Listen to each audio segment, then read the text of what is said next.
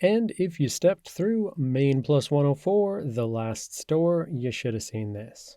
So we have A again set to A's down here at the lowest address, B, and the key thing is we see B, C, D. This has not been reordered, seems to still be in the same order.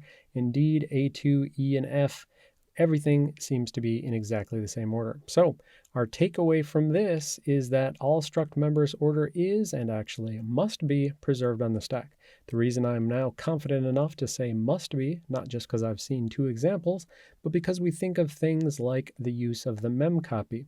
If you had a local variable struct and you wanted to do a memcopy from foo to bar and you set a size of my struct type, if the compiler did not respect the ordering and guarantee the ordering of structs, well, then something like that wouldn't work. But you perhaps know from your C experience that something like that always does work.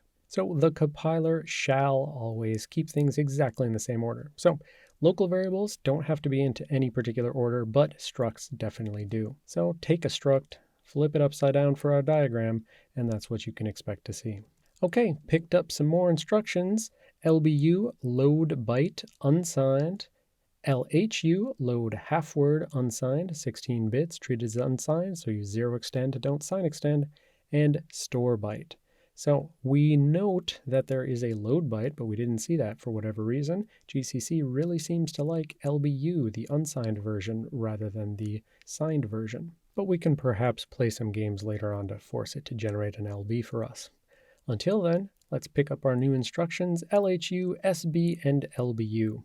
Our conspicuous absence of LB right here, and something seems like it goes right there. We don't know what yet, but we're going to keep trucking and find out.